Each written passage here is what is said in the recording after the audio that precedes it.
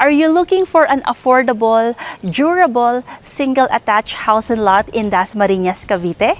If your answer is yes, don't skip this video because today we are going to feature this very beautiful and affordable Jasmine single-attached here in the heart of Dasmariñas, Cavite.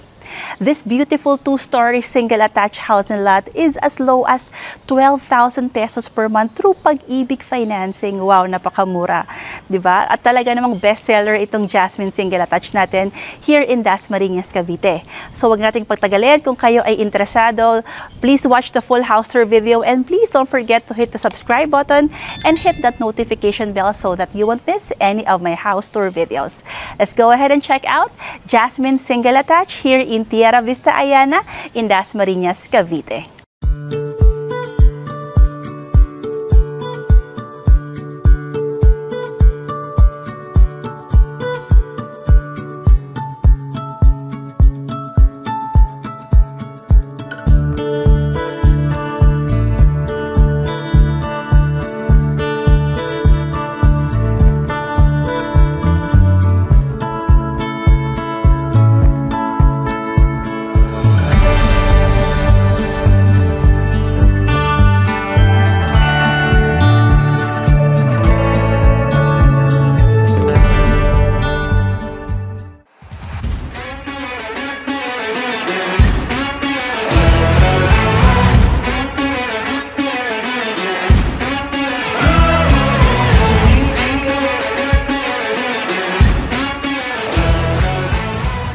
Good morning everyone and welcome back to my YouTube channel. My name is Leslie Lazarte, a licensed real estate broker based in Cavite, and welcome to Jasmine Single Attached here in Tierra Vista Ayana in Dasmariñas, Cavite. The exact location is Barangay Langkaan 1, Dasmariñas, Cavite.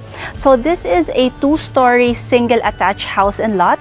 So pag sinabi ating single attached, the house is totally detached from any house na katabi, no? So you have a carport over here and you have a firewall on the other side. Let me give you first 3 reasons why I would recommend you this Jasmine single attached. First reason, of course, this is a single attached house and lot. Alam naman natin na ang presyo ng single attached here in Cavite is really pricey, no? Medyo mahal na. And knowing this house and lot is only 12,000 per month, napaka-affordable na po nito at mabilis po itong ma-sold out. Kaya naman kung kayo interesado, watch the full video and magpa-tripping na kayo para hindi kayo maubusan ng Jasmine single attached.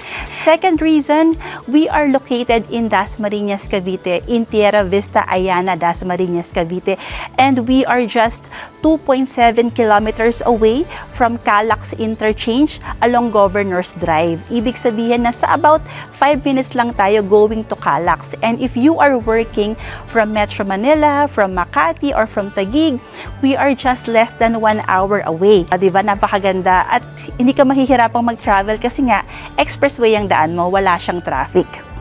And third reason, and definitely not the last reason, no, we are very near SM Dasmariñas, Robinsons Palapala. We are just 1 kilometer away.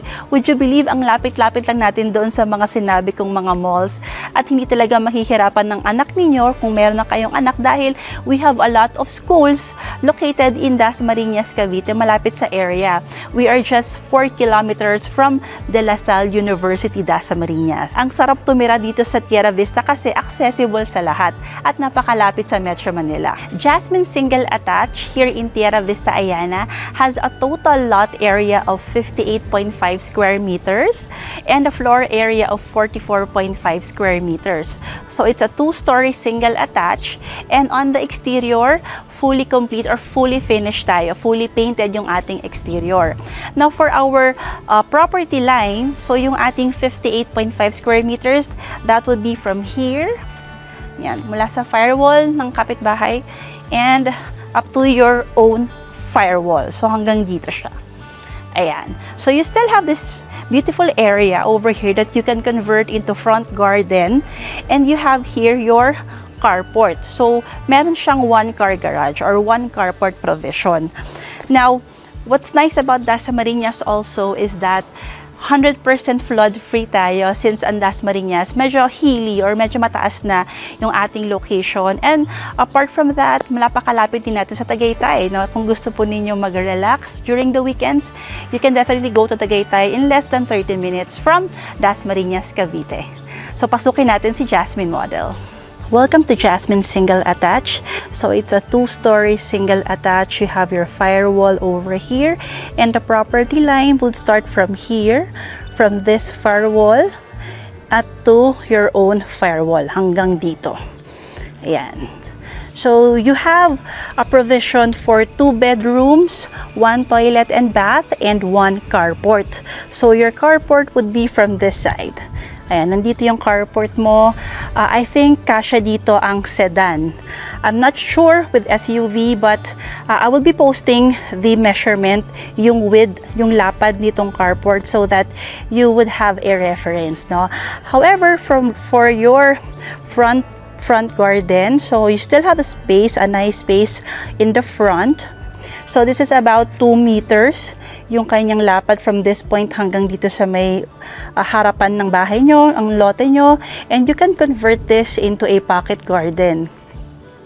Alright, so this house is very beautiful, very contemporary Asian yung kulay niya, no? Hindi nakakasawa yung kulay niya. It's modern, contemporary, cream colored siya, and brown. Yan, more on neutral colors, and you have this beautiful stone accents over here. Now, your windows are all sliding windows. So, malalaki yung mga bintana natin, no? And that's one of the feature of a single attached house and lot. You have very nice windows in the front, on the side, and on the back as well, no? Let me show it to you later. So, all 3 sides of the house has opening. So, ibig sabihin, maganda yung ventilation at maganda yung pasok ng natural light inside your house. So let me show you the firewall. Yan, so ito yung ating firewall. Alright? So with regards to expansion, kung gusto nyo itong ipa-extend yung bahay, you can definitely do so after turnover. So you can actually expand over here para maging covered na yung iyong carport, or you can also expand on the front, no, para palagyan mo siya ng balcony. Pwede yon. All renovations are possible after turnover. Okay, so for our roofing is long span roofing, and you have gutter, may mga gutter tayo, and downspout. So wala tayong problema when it comes to construction. Our developer is Axia Development Corporation. Number 2 sila sa Pag-ibig, no, when it comes to house turnover. So wala kayong magiging problema when it comes to house turnover. Lagi silang on time. Okay, so for our property, basukin natin yung property, pakita natin yung likod. This is not actually the model house, no. Meron lang tayong visit na house dito sa old project ni Axia, at para may ipakita ko yung likuran. So this is your back. Yan, malaki pa yung space natin sa likod, no. You still have 2 meters from this point hanggang dito. You can convert this into your laundry and service area. This is actually your dirty kitchen. Wala tayong kitchen sa loob. So, you can convert this into dirty kitchen. Pwede mong ipasarado tulad ng ginawa ng kapitbahay. Let's check out the inside of Jasmine Single Attach. So, ibang unit yung papasukin natin kasi yung bahay kanina hindi yung pwedeng mapasok. So, yung sukat ng ating carport, ipakita ko lang din ulit. It's 2.4 meters yung ating lapad. At yung likod, ito medyo malinis na yung likod natin. Makikita na ninyo. Ayan. So, this is your boundary, no? Yung gitna nitong wall. Double wall po yan. So, this is your laundry and service area at the back. So, yan pwede mong ipasarado. Pwede mong gawing dirty kitchen if you want. By the way, our main door is made of metal or steel door. So, bakal ito. Metal steel door. Wow. Okay. So, wag pa kayong magugulat because the house is bare finish. It's an affordable single attached house and lot through Pag-ibig, kaya bare talaga siya. Pero ang maganda naman sa bare finish, guys, is that you can have the freedom to design your own space. And this is already a single attached house and lot. Look, maaliwalas yung loob ng bahay kahit wala tayong ilaw. You have one window here and you have another window at the back, no? So, this is gonna be your living area. Yan, pakita ko lang din yung living area natin. So, this is your living area and this is gonna be your dining and your kitchen nasa likod. This door over here leads to your laundry and service area as well as your kitchen. So, bakal metal, painted metal door din tayo for the service door at the back. And ito na nga yung likuran. So, yung ating kusina, yung ating kitchen, dirty kitchen, meron na tayong tiles, countertop, you have stainless sink, and may faucet po ito. Hindi lang siya kinabit. Okay, so sa loob, smooth cement yung flooring and smooth cement din yung ating walls. So kayo na yung magpapa-finish and yung ating ceiling, steel deck finish tayo for the ceiling. So yung ating tubig at kuryente, dito sa Dasmariñas, ang water natin is the Dasmariñas Water District and yung ating electricity is Meralco.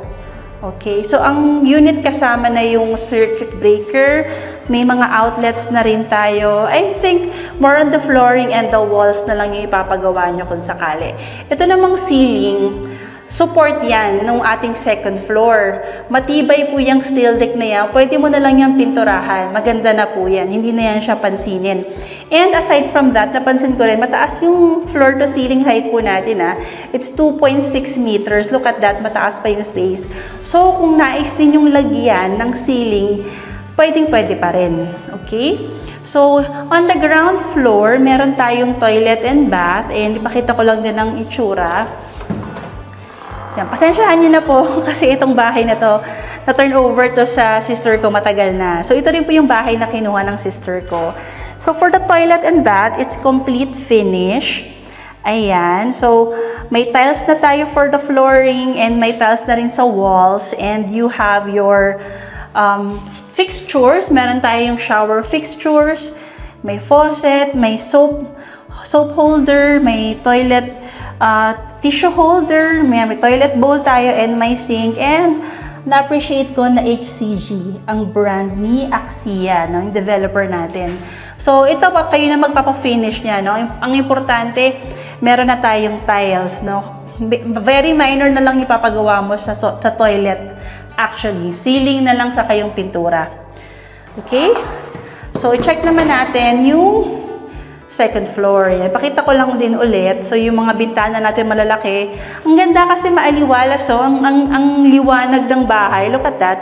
Ang laki ng windows mo sa harap. Ang laki ng windows mo sa gilid. Iba talaga pag single attach. At the same time, more private. Kasi pag single attach ka, hindi ka nakadikit sa kabilang unit, no? So, kahit mag-video okay. I'm not saying na lagi mag-video okay. Pero, the fact na kapag maingay yung kapitbahay mo, hindi mo maririnig. Kasi nga, nakabukod ka, nakahiwalay ka, hindi ka nakadikit, hindi ka townhouse. So, yun ang gusto kong i-point out. Okay, let's go check out the second floor. So, for our stairs, yung 4 steps natin ay cement and the rest of the stairs are painted metal. So, bakal po ito and even the hand railings, bakal din. But, yung ating apakan ay semento. So, ito pwede po ninyo itong palagyan ng tiles. And one tip din sa inyo, bigyan ko kayo ng tip, para hindi masyadong kita yung hagdan, pwede mo itong lagyan ng drywall, lagyan mo siya ng hardy flex. And yung mga uso ngayon na mga PVC wall cladding, yan, lagyan mo yan, dyan mo lagay yung TV. And sa ilalim, meron ka pang storage. Oh, pack. Wow. Diba? Ang ganda-ganda na. So, check natin yung itaas. Ayan. Hindi naman siya masyadong makitid. Sakto lang talaga siya for one person. And on the second floor, ayan. So, here, you have provision for 2 bedrooms. Ang aliwalas, no? Ang liwanag ng second floor. So, open layout tayo sa second floor. Pag sinabing open layout, wala po tayong partition, wala rin tayong ceiling. So, dito, you have the freedom if you want 1 bedroom lang or 2 bedroom, depende sa needs mo, sa pangangailangan mo. So, mataas yung ating ceiling kung gusto mo ng loft type. Yung may mga loft bed, tapos meron pang ganap sa ilalim ng kama. No? Yung meron pang mga study area or mini office, pwede yon. Especially sa mga work from home. Perfect sa inyo tong bahay na to. So we have big bedroom, big windows, and yes, big bedrooms din. 2 bedrooms ang kasya dito. We have each bedroom, dito yung magiging partition niya. May 2 bintana na malalaki ang aliwalas. And, ayan, let me show you the other side. Ayan, so dyan ako nanggaling. By the way guys, kung gusto nyo palagyan ng toilet and bath sa second floor, you can do so by putting a door here. Yan, itong wall na to, pwede mo itong pabutasan, then pagawan mo siya ng bathroom dito. Kasi ito yung toilet sa ground floor. So, ito yung pwede mong palagyan ng extension, no? Kung gusto mo lang ng toilet and bath sa second floor. So, yung mga bagay na yan ay mga renovations after turnover na. So, ikaw na yung magpapa-renovate. Yan. So, ito po yung ating mga electricals, no? Nakaabang na yan siya. So, pag pinalagyan mo ng ceiling, yan na lang kukonekta yung electrician nyo sa mga outlet na gusto nyong ipalagay. At ang maganda rin dito, kapag bare, kitang-kita mo talaga yung mga materyales na hindi kinakalawang. Look at that. Na-turn over yung house, think March, and okay na okay pa yung state ng ating, yung estado ng ating roofing at ng mga yung mga giginamit na mga bakal, no? So, okay na okay.